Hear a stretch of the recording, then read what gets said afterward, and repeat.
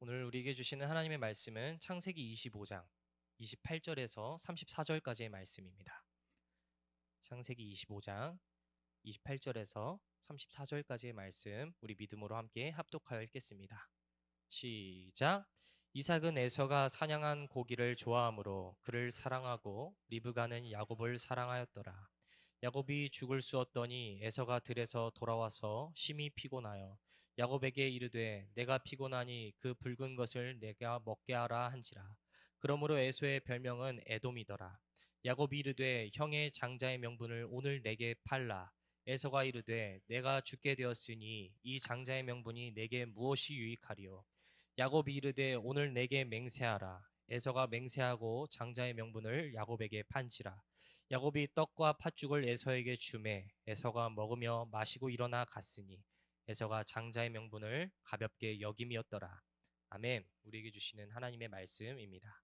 네, 할렐루야. 오늘도 예배 가운데 나온 우리 사랑하는 도람동교회 중고등부 친구들을 주님으로 환영하고 축복합니다. 오늘 또 반가운 얼굴들이 있어서 참 기분이 좋네요. 네, 우리 비니도 왔고 오랜만에 우리 유성이도 왔습니다. 네, 오랜만에 와서 환영합니다. 네, 멋쩍은 저 웃음, 너무 킹받는 웃음이죠. 네, 오랜만에 보는 것 같습니다. 네.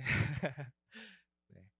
자, 오늘 전사님이 함께 여러분과 나눌 말씀 제목과 주제는 돌이킬 수 없는 실수, 돌이킬 수 없는 실수라는 제목과 주제로 하나님의 말씀 증거하도록 하겠습니다. 여러분은 삶을 살아가면서 돌이킬 수 없는 실수를 경험해 본 적이 있습니까? 이제 짝사랑했던 사람에게 용기를 먹고 고백 공격을 했는데 이제 당차게 차여서 이전과는 돌이킬 수 없는 그런 사이가 되었다든지, 네, 또 순간적인 감정으로 인해 나와 친했던 어떤 친구나 가족에게 말과 행동으로 상처를 주었다든지, 이제 내일 이제 교회 주일이라서 예배를 가야 되는데 이제 핸드폰 10분만 하다가 이제 새벽까지 핸드폰 하느라고 지각을 하게 되었다든지, 우리는 한 번쯤 그런 경험을 해봤을 것입니다. 근데 여러분, 그럴 때에 우리가 한 가지 알게 되는 사실이 있어요. 아주 짧은 나의 그 순간의 선택이 생각보다 안 좋은 결과를 초래할 때가 있더라는 것입니다. 정말 그런 것 같습니다. 생각해보면 때때로 잠깐의 방심이나 순간적인 감정으로 인해 오랫동안 쌓아왔던 것들을 우리는 놓치고 잃어버릴 때가 많다는 것이죠. 여러분, 그런데 그거 아십니까? 오늘 말씀을 보면 이와 같은 동일한 모습을 보여주는 한 인물이 소개되고 있다는 것입니다. 바로 에서입니다. 여러분, 에서는 어떤 사람입니까? 교회를 좀 다녀본 친구들은 이 에서라는 사람에 대해서 잘 알 것이에요. 팥죽 한 그릇에 장자의 축복, 마다들의 축복권을 맞바꾼 바보 중에 바보였습니다. 여러분, 어찌 보면 우리에게 너무나도 익숙한 이 내용이지만, 그렇다면 오늘 주님께서는 이 말씀을 통하여서 우리에게 어떤 이야기를 들려주고 싶으실까요? 인간의 순간적인 욕구와 감정 속에 우리가 쉽게 놓치고 살아가고 있는 것은 무엇이며, 그럴 때 우리는 무엇을 붙잡고 살아가야 하는가에 대해서 오늘 주님께서 우리에게 이야기하기를 원하십니다. 바라기는 오늘 말씀을 통해서 주님의 음성에 귀를 기울임으로써 우리가 정말 놓치지 말아야 할 것을 붙잡아 정말 주님이 기뻐하시는 삶을 살아내실 수 있는 우리 도람동교회 중고등부 친구들이 될 수 있기를 주님의 이름으로 축복합니다. 이제 오늘 말씀 보도록 하겠습니다. 여러분, 오늘 야곱과 에서의 사건을 처음 듣는 친구들도 있을 수 있기 때문에 전도사님이 사건의 정황을 먼저 간단하게 설명하도록 하겠습니다. 옛날 고대 이스라엘 족장 문화 시기에 아브라함의 자손에서 야곱과 에서라는 쌍둥이 형제가 태어났습니다. 그런데 이 둘의 성격은 너무나도 달랐어요. 먼저 형 에서입니다. 성경을 보면 에서는 거의 한 마리의 짐승 같은 테토남이었습니다. 일단 털이 많고 근육도 많고 사냥을 좋아했던 상남자였기 때문이죠. 그러니까 밖에 나갔다 오면 멧돼지 들쳐업고 오고 호랑이 들쳐업고 오고, 마치 관상에 나오는 그 수양대군 이정재와 같은 느낌이었다고 생각하면 될 것 같습니다. 혹시 여러분 관상 보셨나요? 안 본 친구들이 더 많군요. 여러분, 시간 나시면 관상 한번 보세요. 관상에 이제 이정재가 나오는데 눈 밑에 이렇게 상처 나가지고 그 야수의 심장 같은 그런 눈빛을 지닌 상남자입니다. 아무튼 그런 느낌, 그 느낌이 바로 에서였다라는 겁니다. 여러분, 그러니까 당시 족장 문화권 사이에서는 당연히 이 에서를 예뻐하고 차세대의 리더로 세우고 싶었을 것입니다. 자, 왜 그러냐면 그도 그럴 것이 그 당시의 족장 문화는 정착 생활이 아니라 주로 떠돌이 생활을 해야 했기 때문입니다. 그럼 이 동네에서 저 동네로 이동하다 보면은 다른 족장들을 만나게 될 때도 있겠죠. 그럼 정착해야 하는 그 땅이 예를 들어 노다지 땅이고 정말 황금 땅이에요. 그러면 그 땅을 서로 차지하겠다고 안 비키게 되면 필연적으로 싸울 수밖에 없겠죠. 그럼 여러분 싸우게 되었다고 생각해 보세요. 뭔가 비리비리하고 애견남 같은 사람이 나가야겠습니까? 아니면 뭔가 털도 많고 근육도 많고 테토남 같은 사람이 나가야 될까요? 좀 뭐 한뱅이 같은 애들이 나가야겠죠. 네, 그래야 될 것입니다. 호랑이 들쳐업고 멧돼지 들쳐업고 그 야수의 심장 같은 눈빛을 한번 딱 째려보면 기선제압이 되지 않겠습니까? 네. 그래서 이 족장 문화 시기에 가장 니주에 걸맞았던 남자가 바로 이 에서였다는 것이에요. 자, 그럼 동생 야곱입니다. 여러분 뭐 야곱은 사실 길게 설명할 필요도 없을 것 같아요. 형이 테토남이니까 동생은 뭐였을까요? 네, 애견남이죠. 집에서 어머니 집안일 도와드리고 그냥 조용하고 그냥 하나님을 예배하는 처소에서 노래 부르고 기타 치는 그냥 전형적인 교회 오빠 스타일, 그게 바로 야곱이었다는 것입니다. 근데 여러분 이 둘 사이에서 오늘 어떤 사건이 벌어집니까? 오늘 말씀을 보아하니까 두 사람의 미래가 완전히 뒤바뀌는 사건이 전개됩니다. 바로 에서가 장자의 축복권을 야곱에게 거저주는 사건이 오늘 말씀에서 벌어지고 있다는 거예요. 어느 날 사냥을 마치고 돌아온 에서는 몹시 배가 고팠어요. 근데 웬걸 맛있는 냄새가 어디선가 솔솔 나는 거죠. 그래서 집에 들어와 보니까 동생 야곱이 맛있는 팥죽을 정성스럽게 끓이고 있었습니다.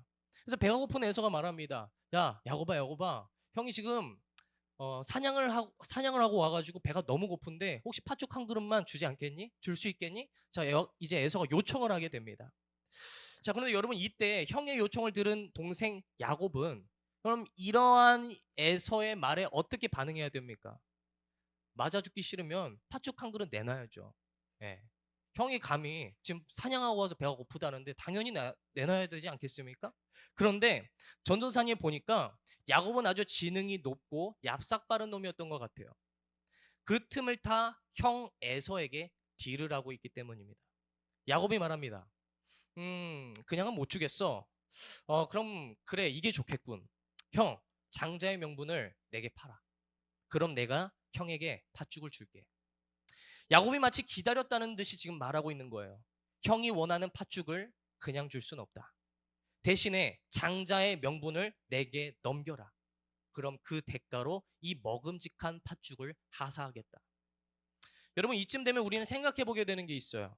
도대체 이 시대 때 장자의 명분이라는 게 얼마나 좋길래 이렇게 집착을 했던 것일까라는 것이죠. 여러분 장자의 이점에 대해서 설명하도록 하겠습니다. 여러분 이때 당시에 장자의 이 명분은요 단순히 집안의 맏아들이 된다의 수준이 아니었어요. 이것은 실로 얻게 되었을 때 엄청난 버프를 가지게 되기 때문입니다. 자, 장자의 명분이 귀한 이유 첫 번째, 고대 사회에서 장자는 다른 형제보다 배의 재산을 상속받을 수 있었습니다. 그러니까 역사적으로 보면은 약 2배의 재산을 상속받을 수 있었다고 하더라고요. 완전 럭키 비키죠. 자, 둘째입니다. 가문의 대표가 되고 집안을 책임지는 권리를 갖는다. 이거는 뭐 우리가 일반적으로 아는 장자의 명분인 것 같아요. 근데 세 번째, 여기서가 중요합니다. 지금 야곱과 에서는 아브라함 자손의 출신이라고 말했습니다. 여러분 혹시 아브라함 설교 들은 친구들 기억이 날지 모르겠는데 하나님께서 아브라함에게 어떤 약속을 주셨습니까? 내가 너에게 큰 민족과 많은 자손을 주겠다고 약속하셨어요. 자, 이 약속이 뭐냐면 쉽게 말해서 내가 니네 집안과 네 앞으로의 후손들을 끝까지 책임지겠다고 하나님이 선언하셨다는 겁니다. 자, 여러분 그러면 이걸 알게 되면 우리는 이 장자권에 엄청난 메리트가 있다는 것을 알게 돼요. 오늘 야곱과 에서가 다투고 있는 이 장자의 축복은 그때 당시에 다른 족장들과는 다르게 하나님이 끝까지 책임지신다는 엄청난 메리트가 있던 장자권이었다는 거예요. 그럼 이거 뺏기면 바보입니까? 바보입니까? 바보죠. 바보 천치입니다. 이거 주면 그냥 알아서 자기 고생길 가겠다고 말하는 것과 마찬가지였다는 거예요. 그런데 재밌는 것은 보세요. 오늘 야곱이 팥죽 한 그릇으로 딜을 냈을 때에 에서가 어떻게 반응하게 됩니까? 에서가 어떤 선택을 했는가? 우리 아까 함께 읽은 말씀 31절부터 34절까지의 말씀 다시 한번 한 목소리로 함께 읽겠습니다. 시작.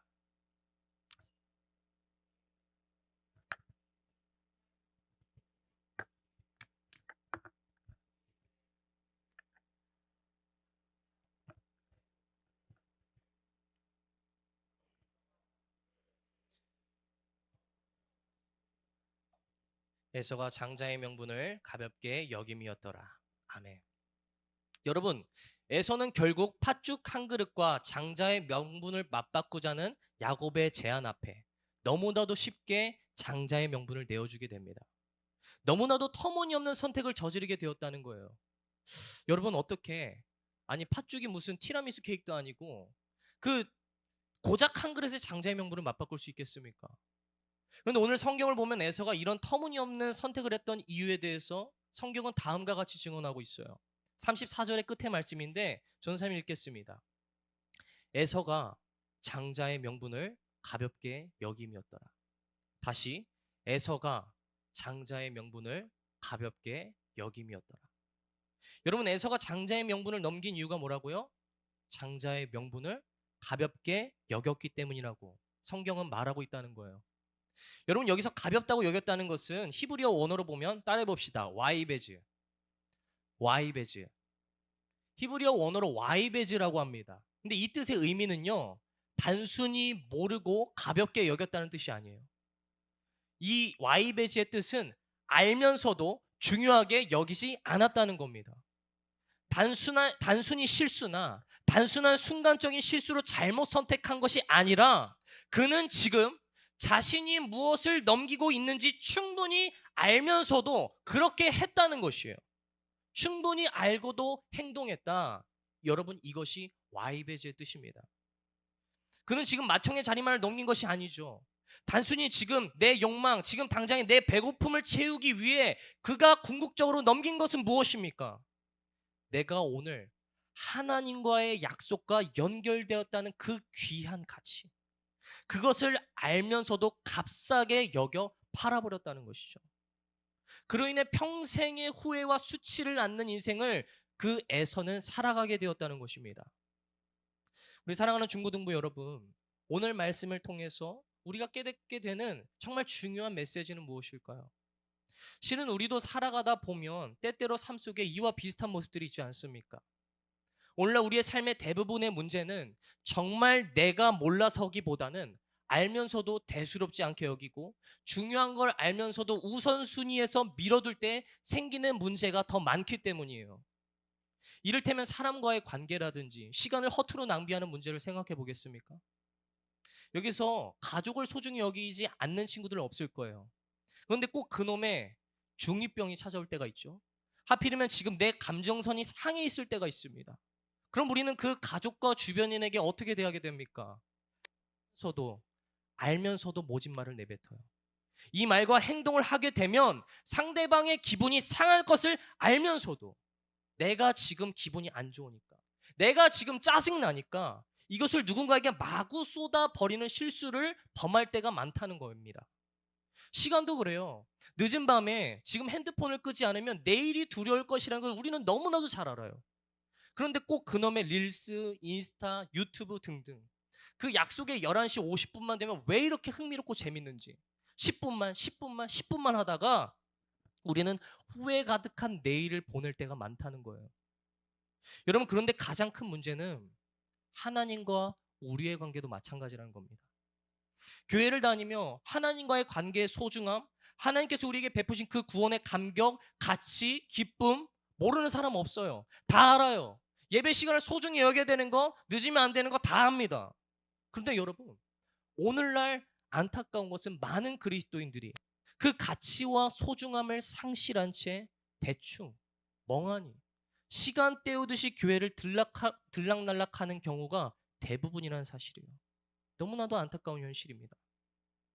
여러분, 그럼 우리가 왜 그러한 삶을 살아가게 되는 걸까요? 여러분은 그런 질문 스스로 해본 적이 없습니까? 왜 우리는 이처럼 늘 온전하지 못하고 후회 막심한 삶을 살 때가 많은 것일까? 그래서 이 문제를 철학적으로는 이렇게 표현합니다. 자기중심성.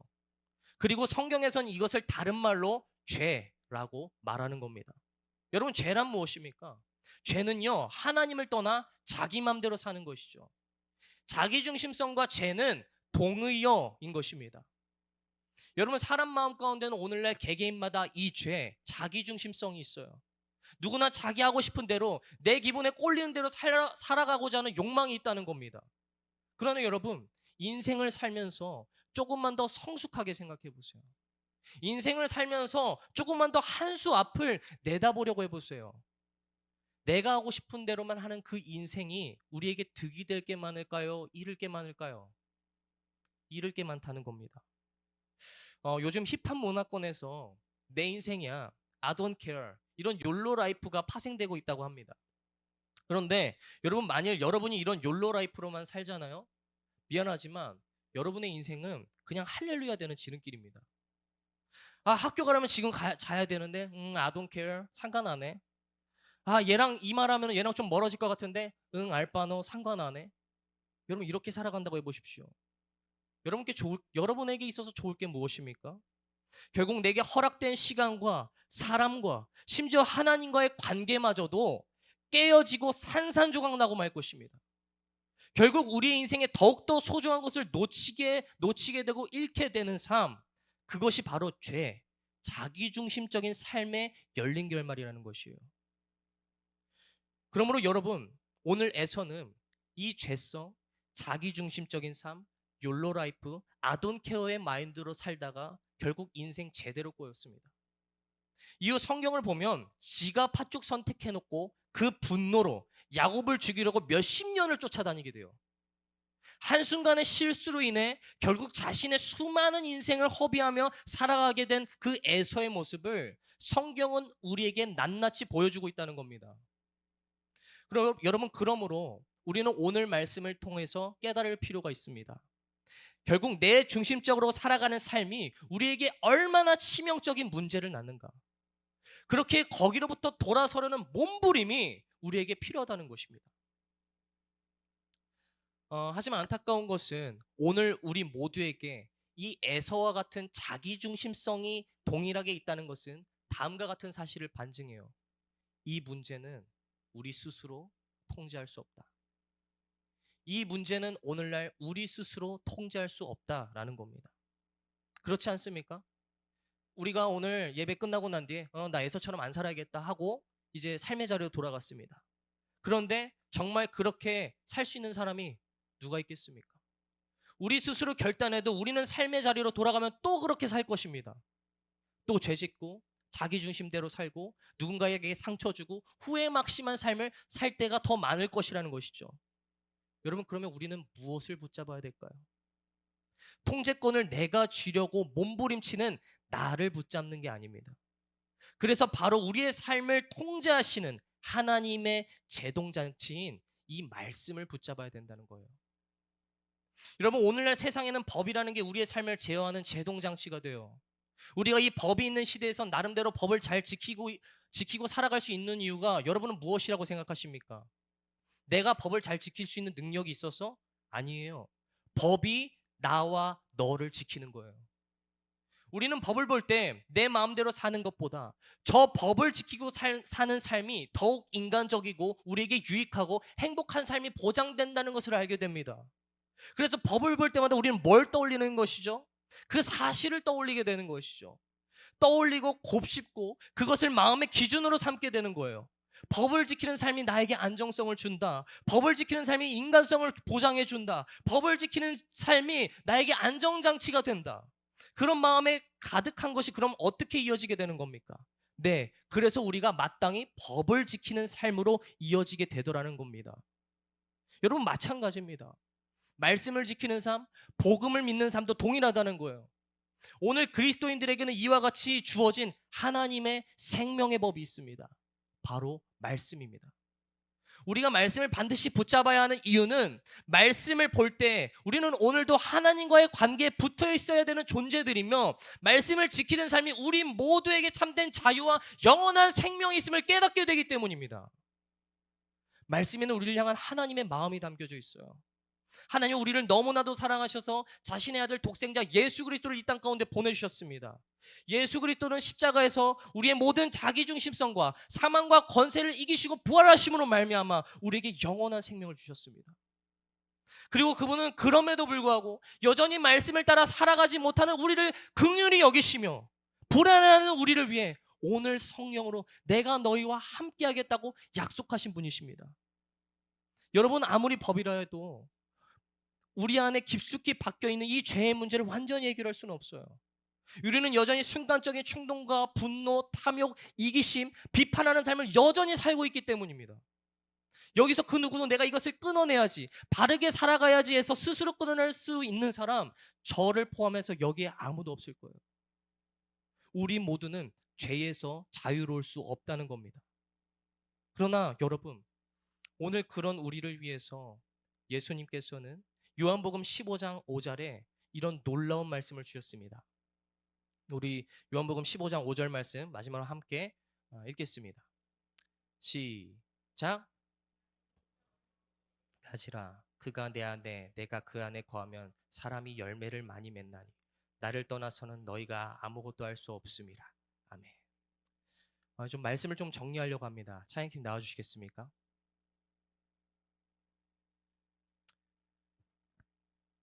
네, 여러분, 우리는 그 어느 누구도, 저도, 오늘 여러분도 죄로부터 자유로울 사람은 아무도 없습니다.